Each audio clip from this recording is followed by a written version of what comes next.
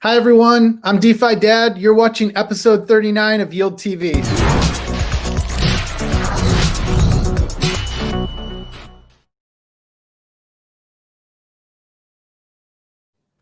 Hey, welcome back, everyone. It is November 30th, 2020. We just got back from a long Thanksgiving weekend, at least here in the United States. So excited to have a full lineup of guests this week on Yield TV. We're going to be kicking off today with the founder and CEO of BlockNative, Matt Cutler. Matt, how you doing? Welcome to Yield TV. I'm doing great. Thanks so much for having me. Yeah, man, thanks for joining.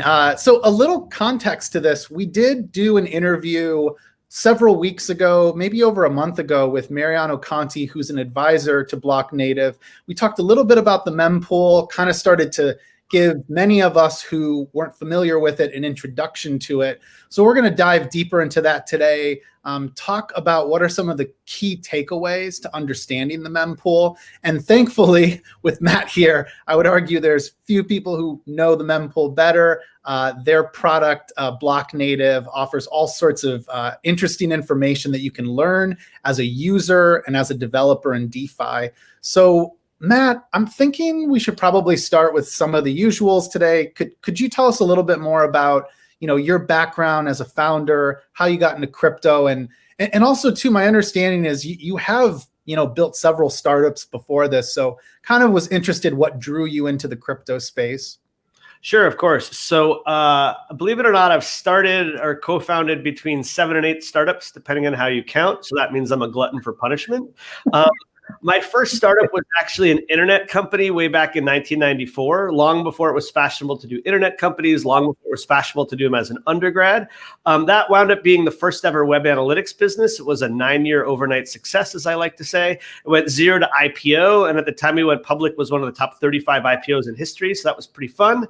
My last startup was a mobile collaboration platform. It was called Collaborate.com. It got bought under fairly favorable circumstances by Cisco. That's why I live in California now. I'm actually from the Boston area, but I live in the Bay Area now. And along the way, I've merged them, sold them, shut them down. So I like to say all of these gray hairs, I've earned every one of them, bought and paid for. And so this is sort of what I know how to do. It's what I love. It's actually not easy, but we're lucky to be able to do it. And basically all of the startups I've done, the technology startups, at least I've done a couple of other ones, have been very early in major technology transformation. So we were very early in internet. We were very early in viral video. I was very early in using mobile devices for work purposes. And I actually became aware of Bitcoin really early in the cycle because I've always been active on Reddit. And much to my own chagrin, I ignored it. I just said, I don't really understand this. This is not for me. Someone's going to make money here. I'm just going to lose money. I'm not good at this, right? And I literally actively ignored it, which shows you just how good I am at predicting the future. And I had a really good friend who actually recently joined our board of advisors, a guy named Noah Jessup, who's brilliant, who basically came to me while I was at Cisco. I was an exec in the collab business saying, Matt, dude, you really got to pay attention to this crypto world. And I said, dude, I'm really busy here. I got other work going on, right? Yeah. Months later, he came back and he said, Matt, you really need to tune in. He did this like 3 or 4 times, which tells you how quality of a guy Noah Jessup is. And eventually he just said, like, get started, buy something, start paying attention. And that's when I started to fall down the rabbit hole. So I originally got in 2017 or so. And once I started to pay attention, I started to really tune in, like, wow, this is something really interesting happening here, predominantly around Ethereum, but I was also paying attention to Bitcoin. And then I got approached by a few friends who had something early going, and I wound up leaving Cisco to join BlockNative, what became BlockNative, as CEO in June or July of 2018. So we've been at it ever since. It's been great. So you've been building in the heart of the bear market. By the way, I got to go back to the thing you mentioned with Noah. I envision him like the first time driving up to your house in like some like old Civic. And he's like, hey, man, you got to check out this crypto thing. And then a few years later, he drives up and he's in like, I don't know, like a brand new Civic. And he's like, hey, man, you got to check out this crypto thing. And then next year he's in a Mercedes. And then recently he drives up in a Lamborghini. He's like, bro, you got to check out this crypto thing.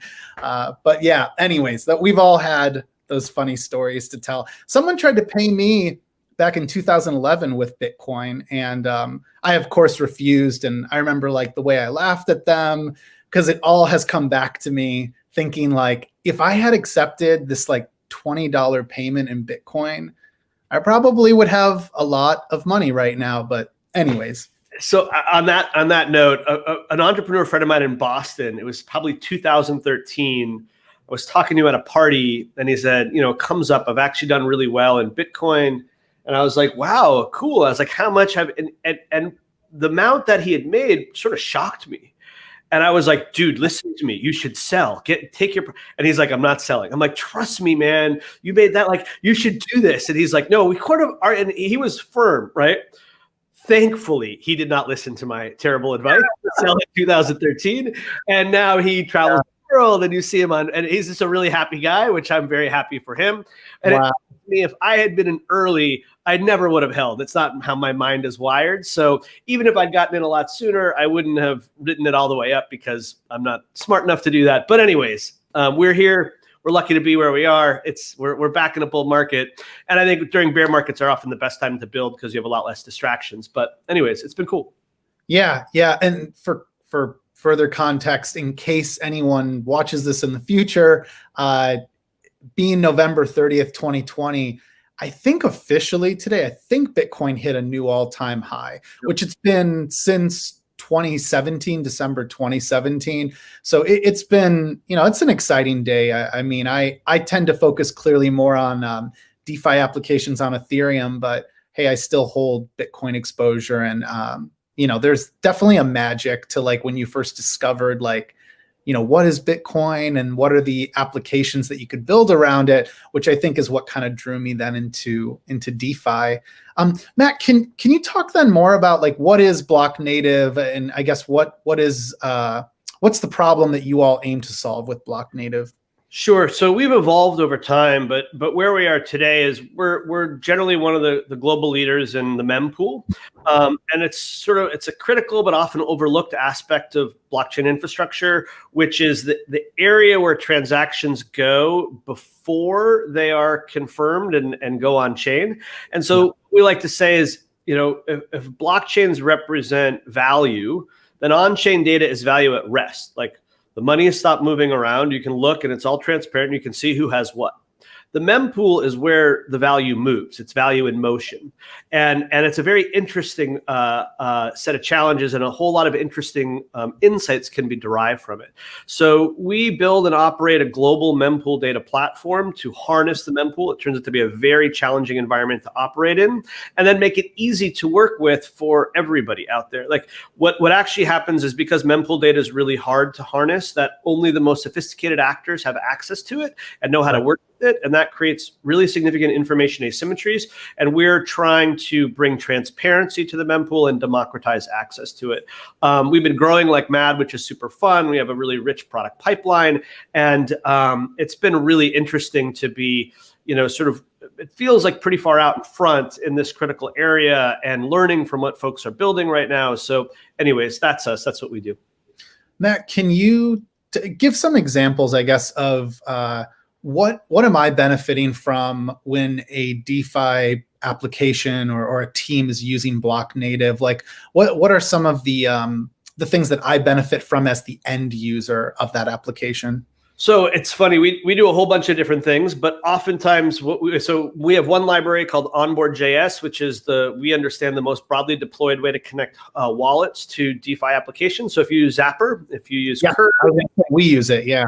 Any top DeFi applications that pop up that says which wallet do you want to connect to, and you can one click through and then helps you configure. That's us, right? It's got the best hardware wallet support that's out there. And so basically connecting folks with the wallets they want to use to the dApps they want to use, we do that. And then when you conduct transactions, many of those same Web3 applications will show little status notifications on your transaction. So it'll say the transaction's pending, the transaction's been confirmed, or if there's problems with it. That's also us. So we provide the infrastructure to power those notifications, and we also provide a library to paint the picture there. So the idea behind all of this is to reduce transaction anxiety for everyday people. So you know that feeling when you submit a transaction and now you know money's going around and you're going to Etherscan and you're refreshing and you're trying to decode what's going on. And it's just very anxiety driven.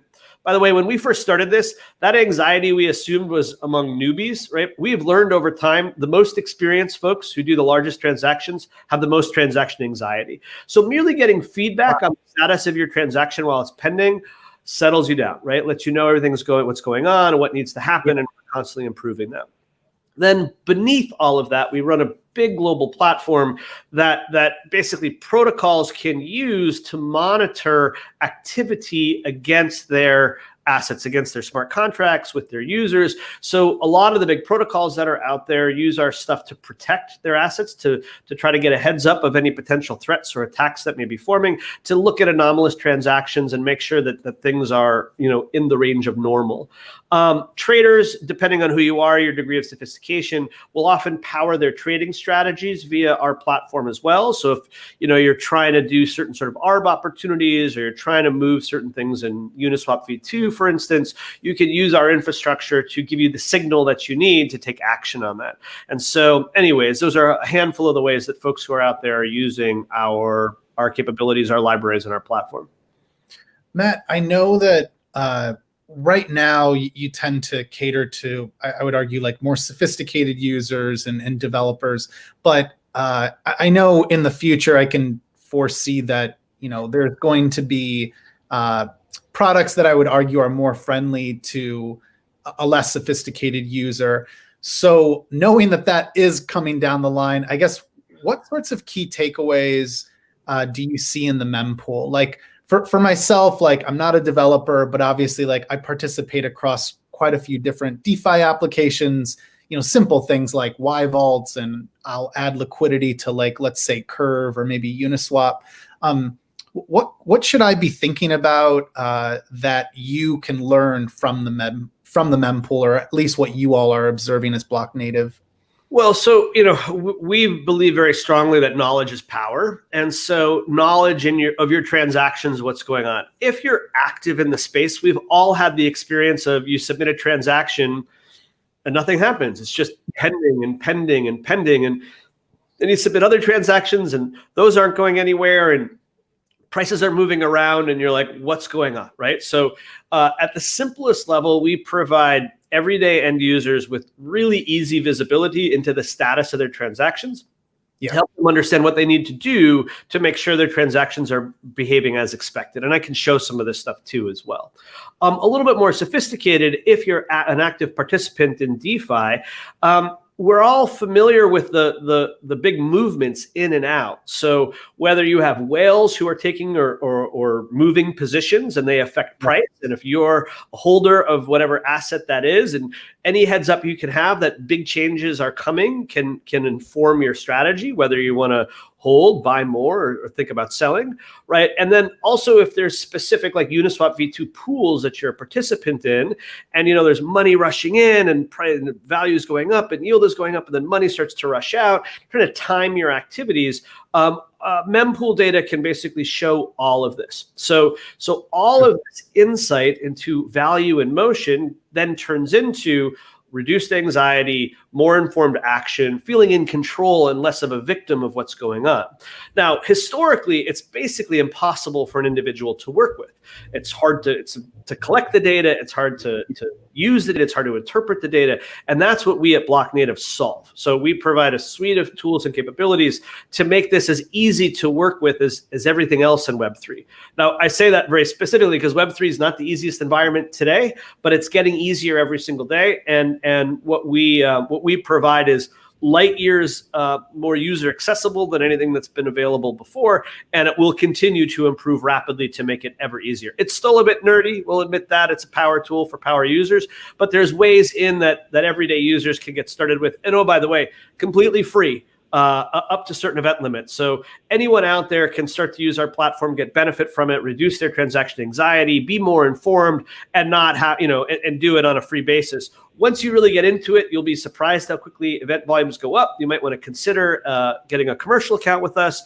But generally by that point, there's already enough upside going on that it's not a difficult conversation to have. Related to gas prices, we probably should start with like, why do gas prices change? What exactly is it? I think I've always heard the explanation of it being more like an auction, and that ultimately we're all sort of bidding for our transactions to be confirmed. But the reason I bring this up is I would say that when I was getting started with Ethereum, I would just go with whatever like a MetaMask would recommend. And of course that would burn me at times because it was only so accurate. But lately I use something called gasnow.org. And I mean, the range is wide. Like today I saw transactions confirming at, let's say, I don't know, 200 Gwei. And then I'm seeing at the same time, I confirmed a few transactions myself around 25 Gwei. My concern for new users is that they're going to get burned when prices go up, when in reality, many of their transactions they could wait on and they could allow to sit there, let's say at a lower gas price, not like a Uniswap trade because the market moves and their transaction will fail. But you know what I'm saying? So yeah, I guess can you dumb down for us, like, why are gas prices as volatile as they are? And I guess like anything that we could learn from BlockNative in terms of getting the best gas price. Sure. So gas and is a complicated subject that particularly new users are often challenged by. So the simplest way to think about this is it's a competitive marketplace for transaction settlement. And here's the easy way to think about it. At any given moment, there's between 100 and 200,000 pending transactions. For the average, think about 150,000 transactions in the global mempool circulating around looking to get confirmed. Every block has on average about 100 to 170 to 175 spots, okay? So you have 150,000 transactions competing with each other to be one of 175 or so confirmed transactions in the next block. So you have incredible numbers of transactions trying to compete for a very small number of slots. And as you might imagine, how is this possible? How do you do it? You say, oh, well, there's this marketplace, this competition, where of the 150,000 transactions, those who are willing to have the highest transaction fees are probabilistically most likely to show up in the next block. Okay. How you declare the transaction fee you are willing to pay is via gas price. Okay. And so that's the basics of gas. And just realize you're competing to get into the next block. Now, what people don't really, or sort of hard to wrap your mind around, is average block time is between 13.5 and 15 seconds. So every 13.5 to 15 seconds, the winners get selected, they get put into the next block, and a new auction begins. So if you think about what actually happens in the mempool, the place of the competition, it's a stair-step function. And the stair-step is the block time. The block gets confirmed. Those transactions get removed from the mempool because now they're confirmed and on-chain and no longer pending. And now it starts to build up again.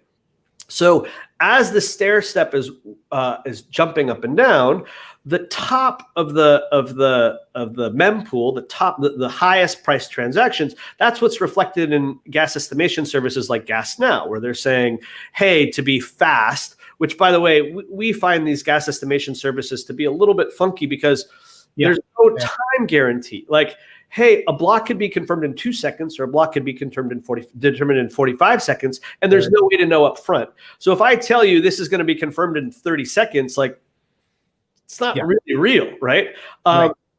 All that there is in next block or the block after that or the block after that.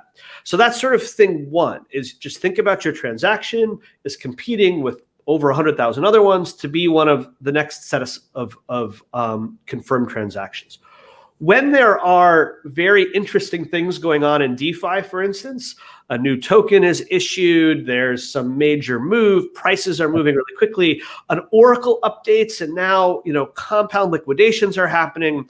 The large trader is trying to take advantage of that, and they will surge in. So you'll have these sudden spikes in gas price because you have folks who are trying to take advantage of specific conditions that may only persist for a little period of time. And then if overnight or other periods, by the way, it's 24/7, so it's always daytime somewhere, the average gas prices will go down.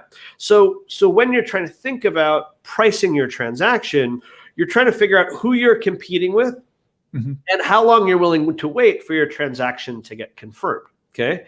Now, there's something that's also not commonly understood out there, which is your wallet issues transactions with what's called the nonce. It's an integer that goes up with each transaction, 1, 2, 3, 4, 5.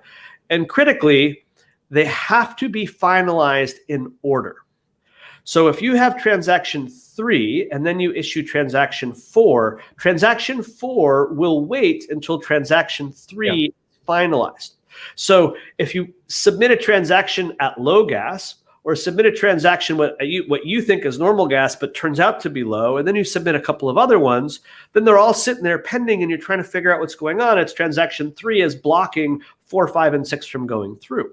So anyways, these are just a few of the really interesting challenges that are associated with understanding gas, properly setting fees for your transaction, and neither overpaying or underpaying to get predictable transaction performance.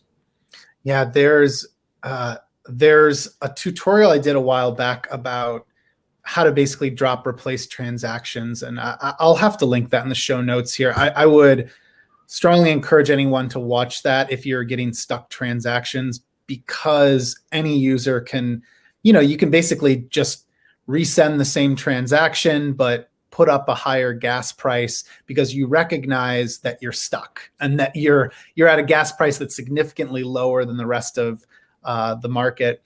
Matt, you mentioned the liquidations that happen on Compound. I'm curious, if I was using BlockNative at the time, if I'm, again, one of the more sophisticated traders in the world in terms of DeFi transactions, can you give an example of you said momentary opportunities that come up, all those liquidations are happening? Is it like a rush to liquidate that we're talking about at that point? Is it a rush to get into DAI because the DAI price was, let's pretend the DAI price hasn't skyrocketed yet, but you're looking at all these transactions and you're speculating or believing that that DAI is going to go up in price. Anyways, what are some examples of what you would take advantage of with BlockNative? So these are relatively sophisticated trading strategies and competitive, but there are things like MakerDAO CDPs or compound loans where you have a loan which is created with a certain collateralization ratio, right? And so as long as the MakerDAO CDP or the compound loan is properly collateralized, it remains valid. Yeah. But if for whatever reason the prices shift, then every time these oracles update, then certain of these loans become candidates for liquidation, meaning they are under collateralized and someone can go in and buy them out from the person who created them. And basically the person who created them is charged a pretty significant penalty. And the person who liquidates that position basically has a big financial reward or a financial reward.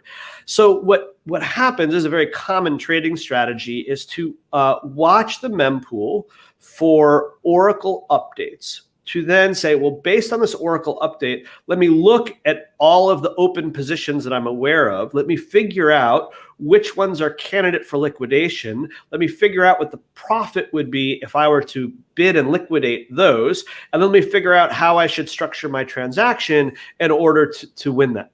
Now, what turns out in these in particular is latency matters. So being able to do all of that super fast is critical to your ability to win these liquidation auctions. And that's, by the way, why many of the more sophisticated traders rely on our platform, because it is exceptionally low latency. So not only do we provide visibility, we provide visibility as rapidly as our platform is able to do. And we often get benchmarked for folks who are trying to do it themselves with their own nodes, with their own monitoring systems. And we consistently outperform homegrown systems by significant margins. So that's just one type of trading strategy. So, hey, if I know an event's going to happen, I can calculate what's going to occur over here. I can figure out what that's going to mean. And then I can construct a counter transaction to provide, to liquidate those positions and benefit from that. The challenge with these is only one person wins the liquidation auction. Right. So then you have a lot of people who jump in to say there's a profitable trade to be made here, but only one's going to win it. And so this is where you have a rapid escalation in gas prices and where a lot of games, a lot of bots get in. So while it seems like easy money, believe me, it's not easy money. There's a lot of sophistication that goes into those strategies. So I had on the B protocol team last week. It stands for Backstop Protocol, and I can open up a vault on Maker through B protocol, and then I get rewarded. Basically, when someone gets liquidated who also opened a vault through B protocol, I earn 50% of the rewards. I'm curious, just in terms of the way liquidations work today and what you see through the mempool, I guess, is this something that you could foresee working with? I guess with a B protocol, the idea is to make liquidations more dependable and reliable. Does that reflect your experience? Because it sounds chaotic what you're describing in the mempool. It's something that I as an end user don't really think a whole lot about. I just go about my business, try to put in at the right gas price, not put it in too high, put it in a little lower so I can save some money. But then the more I've learned about this, the more I'm this seems like a huge vector for a lot of risk, a lot of downside in the future if it doesn't become a better system. There is a lot of risk out there, and anyone who's earning, if you go to your bank, your interest rate's less than 1%, almost 0%, sometimes negative.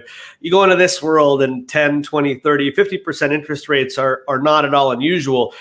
And there's no free lunch here. The reason why you're earning higher interest rates is because you're taking more risk. And there's a whole series of risks that we all assume who are active in this space. And so what's happening with B protocol and others is an acknowledgement of these risks. There are new services, new protocols which are coming online to help mitigate those risks, which I view as very healthy. And so I'm not deeply familiar with B protocol itself, but conceptually, I think it makes a lot of sense because anything which can provide protection against unexpected events. And just recently, there was a significant situation where an oracle based on Coinbase quoted the price of DAI at $1.30, which basically forced a bunch of really large, over $100 million value of liquidation and compound. And that's really concerning, right? And there's still forensics ongoing. We have a bunch of data describing what happened here. We haven't had a chance to really dive into it yet. But, there are systemic challenges and systemic risks that are just part and parcel of this ecosystem. And then there's adversarial risk. And make no mistake as well, there's a meme that's out there, which I recommend all of the listeners out there, viewers out there to pay attention to, called Ethereum as a Dark Forest. And if you just Google that, you'll find a whole bunch of references to Ethereum as a Dark Forest that describes these automated bots that basically detect profit-taking positions and move very aggressively in on an automated basis. And hiding from them is a very real challenge.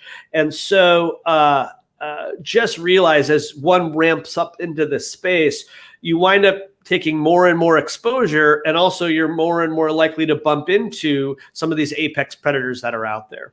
Again, these apex predators live in the mempool. They're powered by mempool data. So as you get up the power curve, being familiar with mempool data and incorporating mempool capabilities into what you're doing, we think is just critical for everybody. And that's why we do what we do. Is if you're operating without this, you're operating at a significant disadvantage and taking way more risk than you may understand.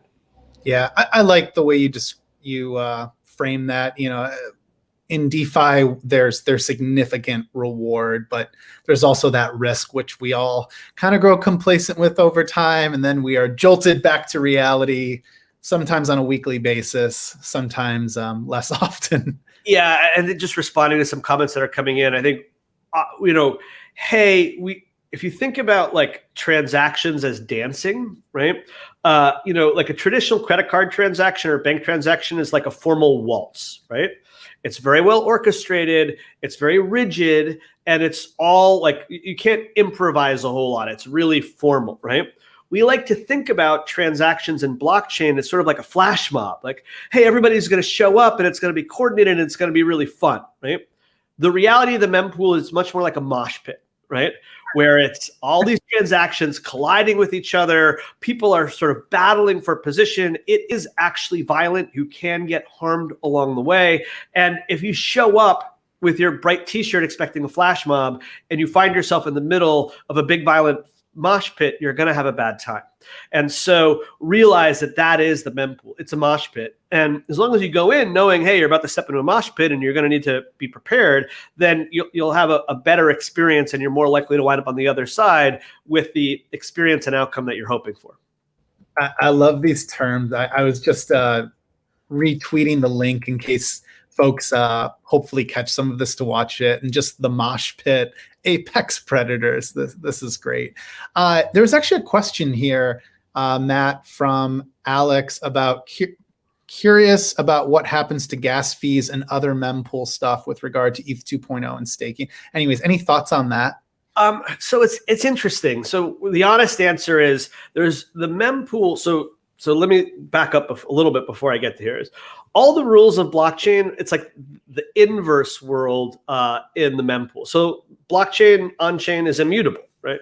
Mempool is mutable. You can change things in the mempool. You can replace them with speedups and cancels and other sorts of things, right? On the blockchain, everybody has the same copy. It's a perfect synchronization across the whole network. In the mempool, everybody has their own unique instance of the mempool that has slightly different to very different set of transactions. Third, the rules of the blockchain are pretty fixed, right? The rules of the mempool change all the time. Not all the time, but they change quite a bit. They change based on network condition, and they also change based on EIPs. So in the world of Ethereum, you have EIPs, Ethereum Improvement Proposals, and coming soon, coming in works, is called EIP 1559, which makes a number of very significant changes to the nature of transactions and how they're priced, but specifically is designed to provide more transparency to setting fees. And I won't go too far into EIP 1559, but it's under active research and development right now. And so how we think about how transactions get priced today will change significantly as soon as EIP 1559 comes out. Now, all of the same realities are still going to be arbitrage opportunities. There's still going to be a high frequency trading trying to benefit, trying to act on Oracle updates. So the reality of the mosh pit isn't going to change, but the rules of the mosh pit will change. And so we think this is very interesting. There's going to be a transitionary period. And the honest answer is there's a bunch of the researches into simulations into, so what actually happens if we change the rules around how the mempool works and how transaction gets fees, and what goes on? Do we actually create a more stable fee marketplace? Do we create new opportunities for gamesmanship? And all I can say is it will be a whole bunch of really interesting new stuff. Now, with that as background, this question is, hey, ETH2 is coming out and staking, and we think the same is true, right? New set of rules, new set of challenges, new set of realities. Now, with ETH2, one of the things that's one of the big benefits is faster block times. So remember how today latency really matters. The faster you can detect stuff and the faster you can act on them, the more likely they are to take advantage of these trading opportunities.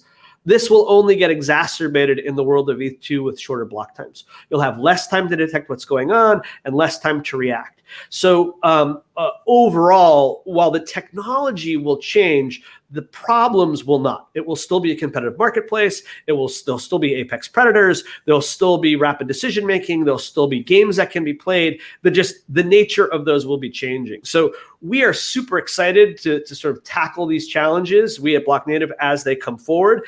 And just in general, if transactions were simple, you wouldn't need stuff like people like us, right? In the world of Bitcoin, for instance, Bitcoin's a much simpler a transaction model. You don't have smart contracts, so you can only add and subtract for the most part. You're not doing really sophisticated things. So to do mempool stuff on Bitcoin is just technically simpler to do. It's not a comment on the value of it. It's just the reality with longer block times, simpler transaction types. There's sort of just less games can be played there. There's still games, but less.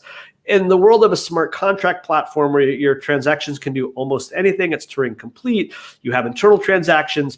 As you add more complexity with layer 2 solutions, with privacy solutions, with ETH2, all of these things just create new challenges that folks like us are going to be able to sink our teeth into and to help out everybody out there so they know what's going on with their transactions. God, this is fascinating. I've definitely never had someone explain so much about the mempool here. I wanted to go back to something you mentioned, though, like I do want to dive into. Would you mind sharing just like what are some of your thoughts around EIP 1559, how that would affect the mosh pit that you're describing in the mempool? I realize there's a lot of unknowns, there's a lot of research still being done, but just at a high level, is there anything that you would anticipate as a result of EIP 1559? Like, does it help to make a less chaotic mosh pit, or does it help to, again, like, I guess, create a better mechanism there? So I am no EIP 1559 expert. What I would say is it would appear to make things a little bit more transparent, or not a little bit, a lot more transparent. But it also sort of shifts things a little bit because you have this base fee and then you have this tip on top. The base fee will be pretty easy for everybody to see and understand. It's going to get burned. That's TBD what actually happens with that. But then you have this tip, right? So now the tip is it becomes the new focus of competition. And so if you really, so just remember, like there's a limited number of slots per block, right? And this is a fact. You have a fixed number of a certain number of transactions with a gas limit, and that doesn't change.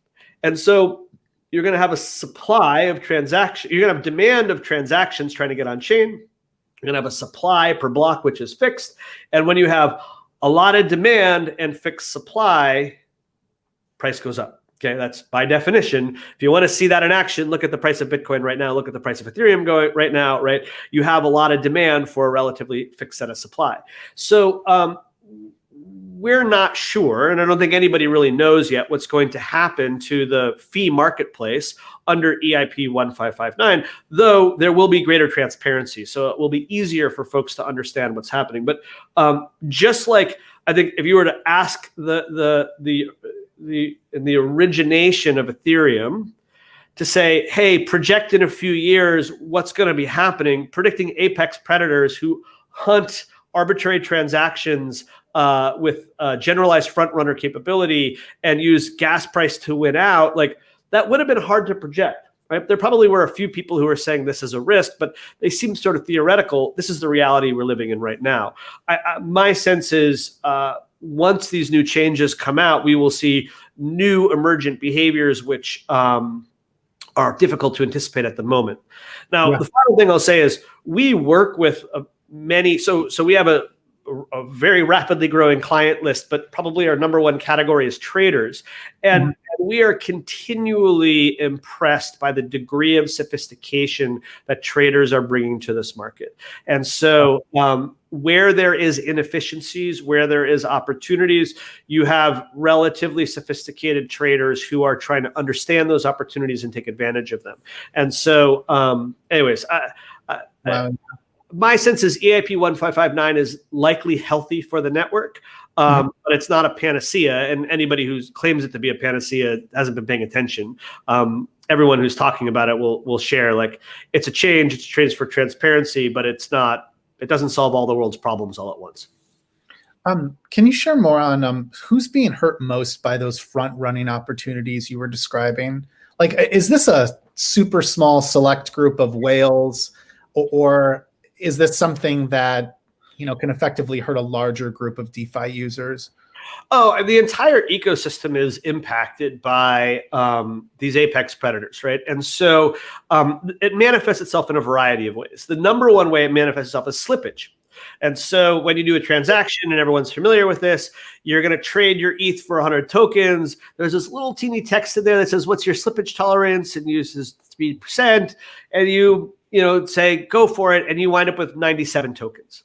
So what happened, right? So in between the time that you said, I want to exchange my 1 ETH for my 100 tokens, the value of those tokens changed. So between the time you said, do this, and it got done, the price slipped and it slipped by the range that you have. And so you wind up with fewer tokens than you expected. Now, this is obviously a trivial example, but why did it slip? And why does it never slip in the opposite direction? Like, couldn't I have gotten 103 tokens as opposed to 97? And what you have here is you have basically all sorts of arbitrage opportunities who are looking to say, based on what I know is going on, can I move the price of this token in a very short period of time in order to take advantage of the order book, quote unquote, the order book. Not in DEXs, there's no such thing as an order book, but what's pending in the mempool, and then take advantage of that.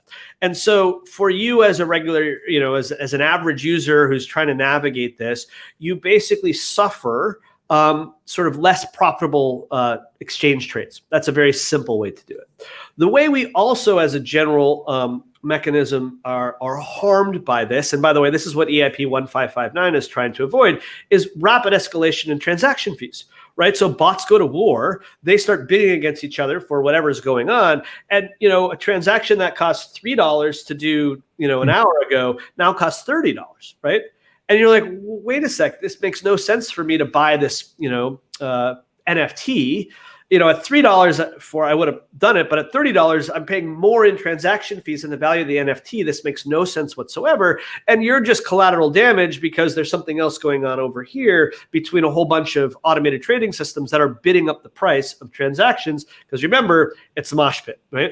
And so again, you look out and you go, mosh pit seems pretty gentle right now. I'm going to walk over to the concession stand and get a hot dog and a drink, right? And while you're walking, the band changes, and guess what? A death metal band comes on, and you wind up on the other side of the broken nose, and you're like, I was just going to go get a hot dog. What happened here, right? You did nothing wrong, but you made an assumption at the beginning of your journey across the mosh pit that changed while you're making that journey, and you were harmed as a result of that. Now, you have no control over which band goes on. You have no control over the status of the mosh pit, and so. Anyways, these are all ways where, as an ecosystem, all of the participants impact the experience of all the other participants. By the way, that's called the marketplace. This is the nature of marketplaces. The stock market behaves exactly the same way. But anyways, that's a little on that topic. I could definitely see a more like retail-friendly product eventually where, let's say, again, I'm your average DeFi user, but I am doing at least, let's say, a transaction every day. I mean, what you described happens to me all the time. It depends on the time of day. The mosh pit tends to be raging during like regular business hours. And then maybe late at night, my time, things could calm down, but it's daytime somewhere else. And then if there's holidays involved, of course, things tend to calm down. But man, I would love at times to be able to submit. Let's pretend I'm adding liquidity to Uniswap through Zapper. I would love to have a contingency that says, if gas prices go up, if my transaction doesn't confirm within an hour, resend at a gas price XYZ higher in percent, or just replace it. The sort of stuff that I know that, again, more sophisticated traders are doing. What I just described, somewhat, plenty of folks are doing out there. But I know for us, more average retail users, that would be really difficult. Like, I'm essentially using like a pre-programmed set of rules to submit new transactions or to replace. So anyways, I would be excited for whenever something like that's available, just because I won't be able to do it as a programmer right now or as a programmatic trader. So a couple different thoughts on that. This is exactly what our platform enables folks to build, and we're talking to a variety of folks to present these sorts of user experiences. So at the end of the day, our objective is to make transactions reliable, resilient, and predictable. And so the reality of doing so is pretty nuanced. There's a lot of nerd stuff that goes into that, which is great if you're a nerd and can take advantage of it. But for everybody else, we expect higher level systems that take care of that. But at the end of the day, BlockNative's underlying API platform provides the signal necessary to provide the information to the underlying Web3 application that then can be surfaced to the end user, right? Now, for instance, one of the things that could be done, and we're building new capability that we call Gas Platform, which, by the way, will be available to members of the Gitcoin Round 8 grant hackathon grant process on a beta. So that's coming out to basically surface some of these realities. But imagine going into a service like Zapper and saying, hey, I want to add liquidity, and it just saying, hey, warning, the mosh pit's pretty heavy right now, right? Your transaction may not go the way that you expect it. And so before you click confirm, we just want to make you aware that it's a higher risk, or there's more slippage that's likely occur than you might expect, right? Now, we're not doing anything other than giving the user information to make an informed decision, right? And you can say, that's fine. Or you can say, hey, well, I still want to do this, but can you do this when things have calmed down? Like, sure, we'll monitor this for you. We'll hold on to this. And as soon as things fall below a certain threshold, we'll execute it. We'll let you know that it's done, right? Or you could say, you know what, I just don't want to be bothered by this, right? Similarly, all sorts of things where you could say, hey, you did this transaction. This transaction is not going to confirm the way that you thought it was going to confirm. Do you want to cancel it? So you can zero it out right now. We can cancel it on your behalf. Do you want to adjust it so and so all of this is possible. It's just we need to build towards that. And again, this is why we at BlockNative do what we do, is to enable those sorts of experiences. Yeah, there's definitely some magic to the DeFi UX that I over time discovered was you guys. And I think like what you just described, that would be very empowering for every user, but I think especially about new users. Like it's not good for a newcomer to DeFi is, let's say, going to lend to Compound. It's not good for them to be stuck for hours, or to, in some cases, actually, I think what's worse is when you do like a trade on, let's say, a DEX aggregator or something like Uniswap, and your trade fails because the market moves, you didn't set the gas price high enough. There's so much nuance to everything that we're talking about. But if that nuance can be broken down into better information that's shared with someone on a confirmation screen that says, you know, hey, buddy, forewarning, you need to pay this amount of gas or this high of a gas price, or else your trade's just not going to go through. And you could potentially lose X amount of money. Those are things that I feel like even after a few years, I think I understand my gas prices pretty damn well. And I feel very like confident when I put through transactions. But I think about like, does someone have to put through multiple transactions every day for 2 years to be worthy of participating in these DeFi applications? And the answer is no. You know, and that's why I love what you guys are doing. It's really cool to see this. Matt, I want to zoom out a sec and talk just more generally about some of the trends you see in the mempool. This might be more about like, what are the trends you're seeing in DeFi? Anything to share about like what you're seeing whales do in the mempool? Like, could be like, what are the more popular protocols?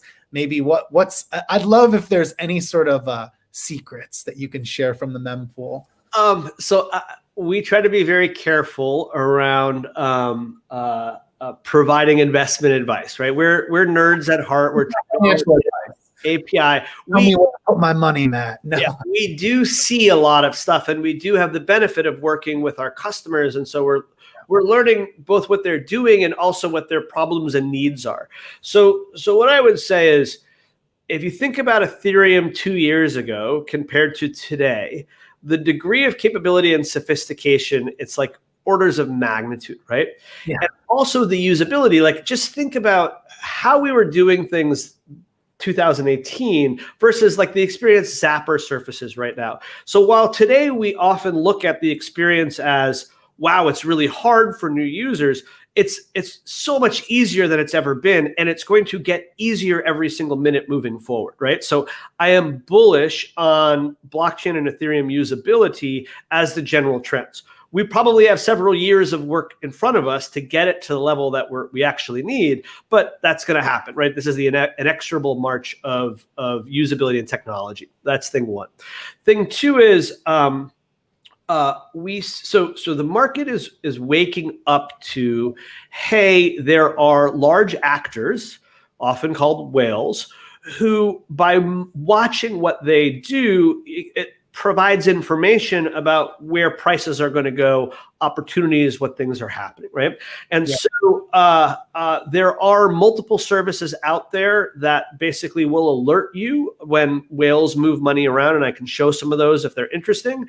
And some of the smartest DeFi traders I know actually do pattern matching. So they find other users, other addresses that they view as particularly savvy and sophisticated, and they monitor those addresses for transactions, and they try to understand the underlying strategy, and they mimic them, right? So these are big time public facing people who are like, oh, there are people way smarter than me, or systems way smarter than me, and I learn from them. So I think this notion that I'm going to figure this all out by myself is falling behind. And this realization that I can get up the power curve by paying attention to more sophisticated actors is coming to the fore. Okay. There are many trading systems out there right now that enable that. So, you can subscribe to specific traders and things like that, but you can just look at the mempool, you can look at a block explorer, and you can figure that stuff out. In terms of protocols, I think DeFi Pulse is a great resource because fundamentally there's sort of two strategies that we see happening. One is wherever there's lots of liquidity, which generally will be the top of the DeFi Pulse list. That's where the most opportunity will be. We have a huge number of our customers that are interested in monitoring the Uniswap V2 router because so much of DeFi flows through the liquidity pools of Uniswap, but also other DEXs that are out there, including Sushi and others, right? So the basic idea is where there's larger transaction volume, more value locked, more liquidity, there'll be more opportunities. And the challenge with those, of course, is it's just competitive, meaning everybody knows when a lot of money is flowing into a specific Uniswap V2 liquidity pool, and therefore there's a lot of competition to try to take advantage of that information, okay? Yeah. The other strategy we see is new. So this we get a lot of requests for, which is I want to detect the first time a token ever gets traded on Uniswap, or the first time a pool shows up. Now you can combine a couple of these things. So the idea here is, hey, there's pretty good precedent. If I'm early in an emergent trend, then I can ride that up, right? And then as that trend starts to tail off and go down, I can exit. So I just want to be aware of new things that are showing up and the activity surrounding them. Again, those can also be in these big protocols. By the way, a lot of those information happen in private Telegram groups, open in private Discord, and everyone I know who's active here participates in those. Now, you can automate this by combining the two and build a profile of whales and what those whales are doing, and then detect the first time a whale takes a position in something they've never done before, right? Because if a whale is moving into something new, that's generally bullish about whatever that something new is. So these are all techniques that can be used to get signal from the marketplace to inform, one strategy, whether it's a buy strategy, a sell strategy, or a hold strategy. And then finally, there's all sorts of new stuff that can be built, as we already talked about. So new experiences, new opportunities, new forms of risk mitigation. If you're a builder and you say, hey, what if we could offer a service or product that did this and protected these sorts of people from this sort of downside? There's just a ton of opportunity, a ton of white space. And by the way, this is why we're talking. This is why BlockNative is building. And this is why so many people are flooding into the space, is because there's real opportunities out there that are fun to take advantage of. Wow. Yes. So many interesting insights there. Matt, is there any chance you wanted to screen share any of the examples you mentioned? Not that we have to. I feel like you thoroughly covered it, but I think it'd be cool to see BlockNative in action, or just kind of give a quick example of like, what are you actually looking at when you talked about, let's say we're tracking like a number of larger whales, or feel free to show any other example that would be interesting to you. Sure. So I will go ahead and share my screen right now, but I'm going to show the simplest example first, which is how to monitor your own wallet. This is actually exceptionally easy and fast to do, and will reduce your transaction anxiety by an order of magnitude. And we hear this from new users, and we hear this from experienced users as well. So I'm going to go ahead and share my screen here. And what you're going to see is our homepage. know first, act first with our lovely globe. And what I want to show here is our user-facing tool called Mempool Explorer, which basically allows you to interact with mempool data directly. So you can get there by going to our products listing, and we have a bunch of products here, but here's Mempool Explorer. And then if you see Start Now, this will actually launch us right into our Mempool Explorer interface. Now, by the way, do you want me to zoom in a little bit on this, or is it? Sorry, Matt. Here we go. Now I've added it to the live stream. Can you just back up just 30 seconds there and show that? I'm sorry, I was staring at your screen. So here's our homepage. It's blocknative.com. If you go up to our products area and you click Mempool Explorer, you see this big Start Now button. And again, that will launch you into Mempool Explorer. So this is now a live tool for looking at the mempool. And the basic idea of this interface is you create subscription streams here and you get output here. Now, I have MetaMask installed and I'm on the Rinkeby testnet, right? And what we want to do is I want to monitor my own wallet, my own hot wallet for transactions. Now, there's a way you can do it over here where you would type in Matt's hot wallet and you'd copy and paste your address. But we recently added a feature where you can just connect your wallet with one click and you can get that right over here. So all of these are live links. They're screencasts, which I recommend. It's me right here explaining how things work. There's some sophisticated ideas here. But if you just click Connect Wallet, this, by the way, is our onboard library. So here you can pick your wallet. I'm using MetaMask and it creates the subscription for you, okay? So with one click, I say I want to connect my wallet. I select which wallet I'm using, and now I automatically have a subscription here. And we're going to be on Rinkeby, so we're just going to, for test purposes, we're going to switch this over to the Rinkeby testnet, and we're watching the mempool on Rinkeby for any transactions involving my wallet. Now, of course, there's none, but we can create one. So I'm going to click my MetaMask wallet. I'm going to copy my address. I'm going to send myself a little bit of test ETH. Doesn't really matter how much. And now when I hit next, we're going to broadcast this transaction. This is important, okay? So I'm using stock MetaMask here. So I hit confirm. What my MetaMask does is it signs the transaction and transmits the transaction to a gateway. Now, MetaMask by default uses Infura. So an Infura Ethereum node is going to receive that transaction, inspect that transaction. If that transaction is valid, it will insert it into its local copy of the mempool, and then it has what are called peers, so other members of the network, and it will broadcast this transaction to other peers. Now, we, BlockNative, operate a lot of peers on the network, and so we operate nodes on the Rinkeby testnet. So it will hit one of our nodes. We will detect a new transaction and we'll say, does anybody care about this transaction? So we'll look through the set of subscriptions that we have. We will find a match here. We'll say, oh, we need to send an event from here to there. We will enrich that event and then we will transmit it and it will show up here in the browser. Now, I explain all of that because there's a lot of steps that go into every transaction. It's got to be inspected, got to hit the node, got to be broadcast, got to circulate, got to be detected, got to be transmitted. But look how fast this is. I'm going to hit confirm in 3, 2, 1. And when I do that, you'll see a pending transaction. 3, 2, 1, confirm. And there's pending that fast. All of that happened that fast.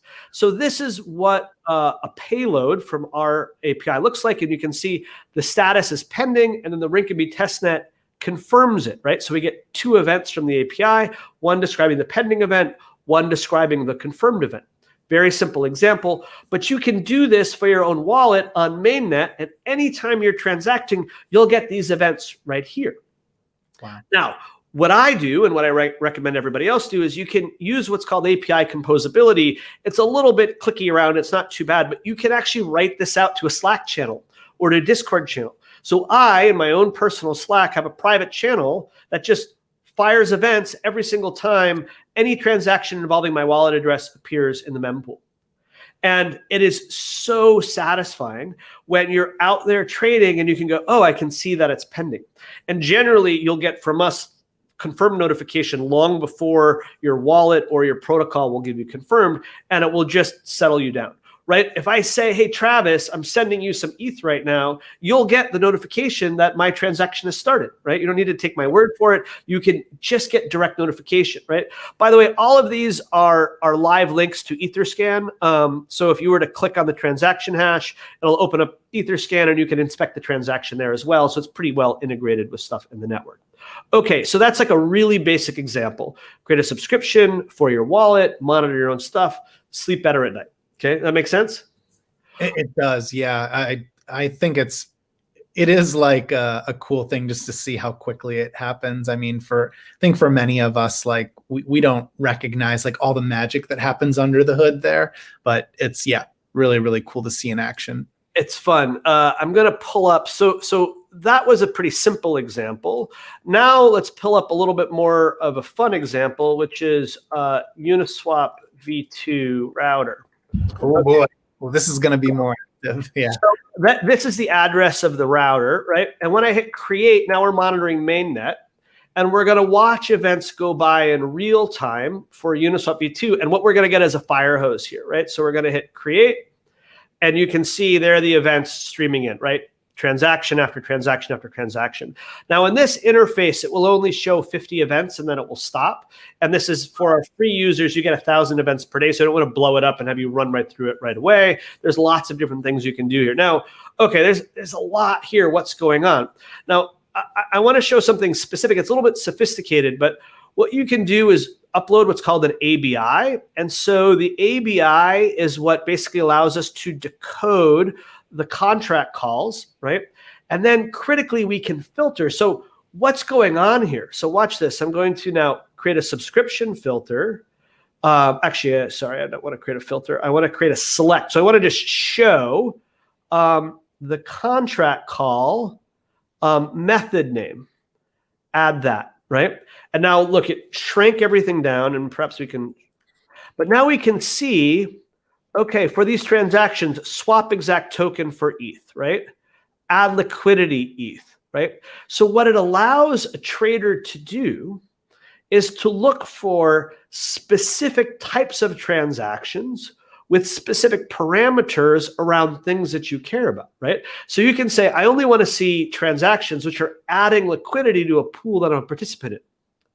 Or I only want to see those transactions where the add is more than $10,000 of value, right? And get a live feed of that then can power other sorts of things, which is pretty fascinating and interesting.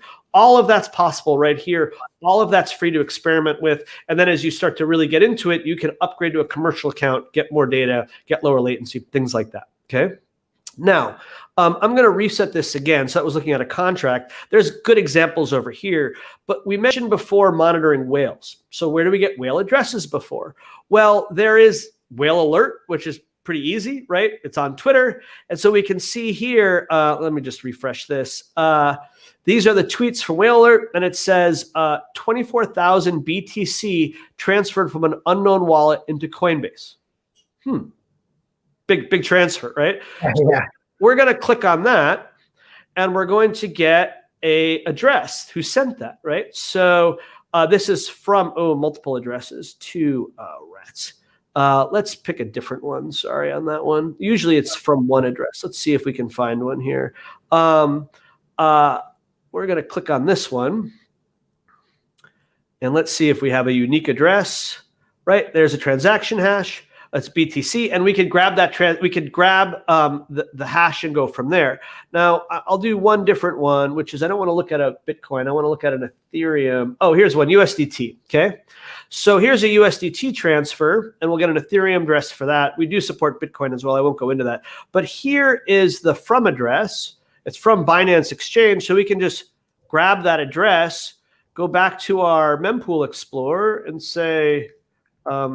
Binance Exchange Whale Wallet. Oops.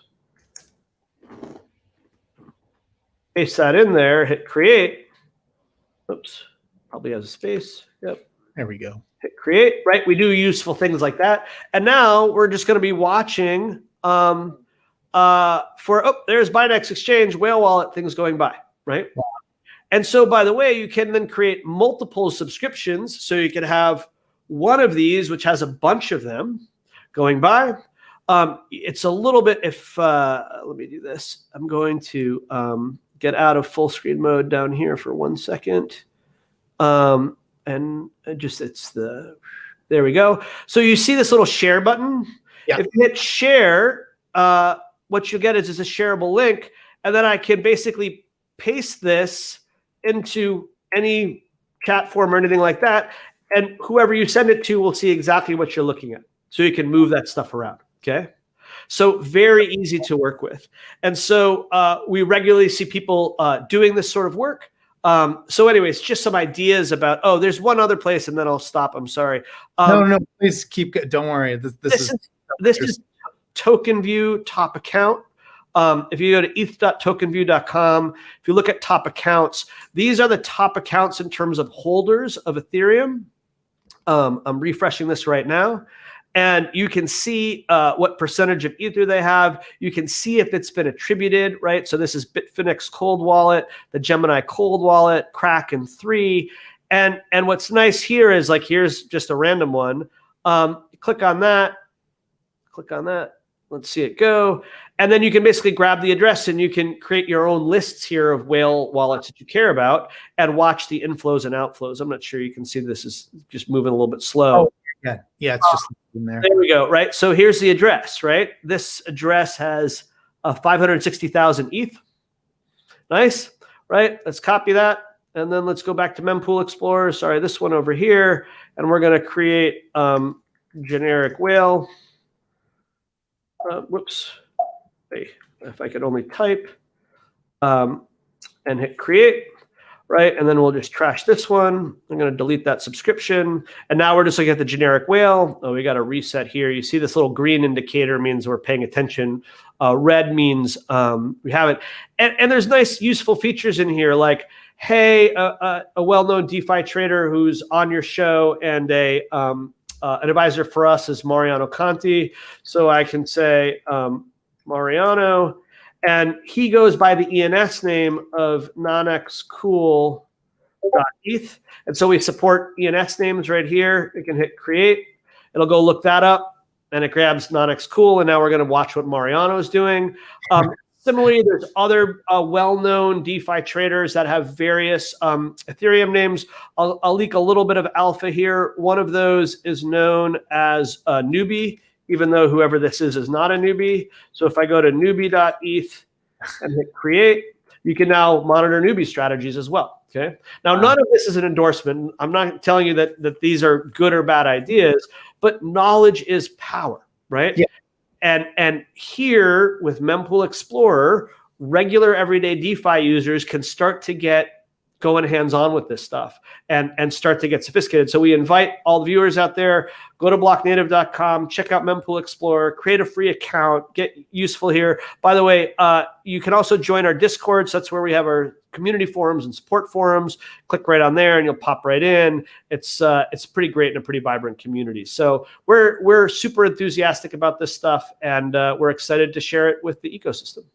It's so cool, Matt. We have to have you back. This is so interesting. I feel like I learned that I could start using BlockNative. So there's a lot of simple utility you mentioned there, and I think, like you said, it's not financial advice. You don't watch these accounts and then just say, okay, well, I'm going to go toss my money in the same thing. But I would say a lot of the information that you're sourcing there, that's already on the ledger that everyone can see on the blockchain.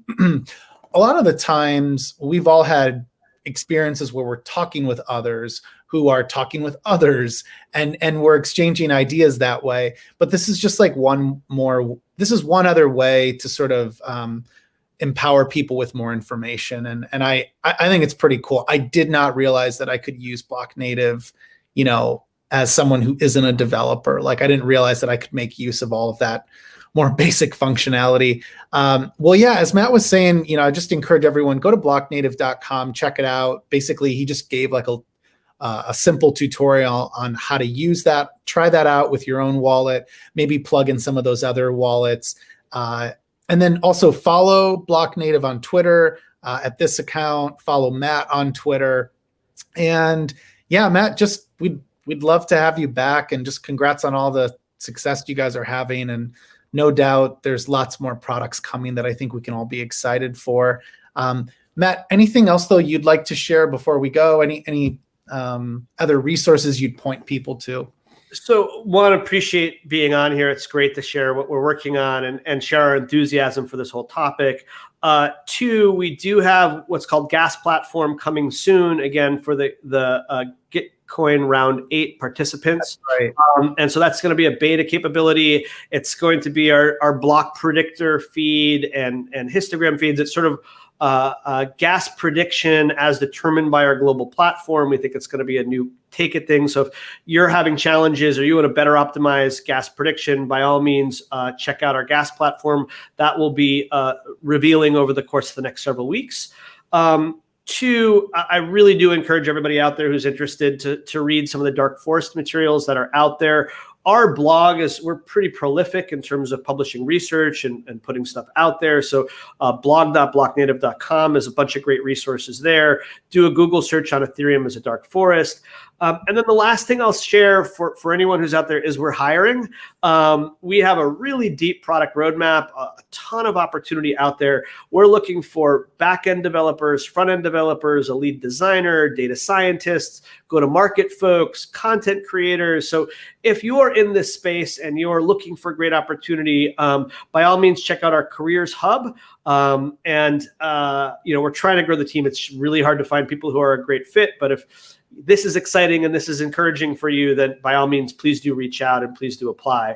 I would be happy to come back. I think we just scratched the surface of the possible today, but it's a pleasure to get a chance to share this stuff, and it's always fun to talk about.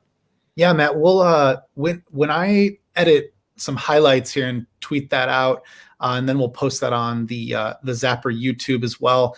I'll make sure I note that, just that you guys are hiring. What's the role that you're all hiring for? So again, we're hiring across the board. So lots of roles. DevOps. I mean, basically, if you're up to speed and savvy in the space, there's probably a position we have available. We're growing like month over month, double digit on pretty much every metric that we have, and so we're stretched really thin. It's tough. So the more hands make short work, right? So, anyways, we're fortunate to be in the situation. We're really happy to be building what we're building and looking for like-minded folks to join our journey. Yeah, and reminder to everyone, part of the reason we were fortunate to have Matt on is just because they reached out. I do sort of know you guys already, just because we use BlockNative at Zapper, but this is the point of Yield TV, is we want to highlight all of the cool stuff being built. So, take the initiative like Matt and Drew on the team did, and just reach out to us. There's no strings attached. We really just want to highlight all the incredible stuff being built in our space. So, Matt, if you hang around a minute, I'm going to just close this out. If you have any other questions, and hey, everyone, just thanks so much for joining us today. You can subscribe at tv.zapper.fi. And then tomorrow we'll have the team from Diversify. Wednesday, we will have Alpha Finance on. And then Thursday, we'll have Lark Davis on. And Lark's going to talk to us just generally about his outlook on the markets. He's one of the few crypto YouTubers. I think he has over 100,000 followers at this point, or he's near it. So anyways, thanks so much, everyone. Have a great day, and we'll see you tomorrow.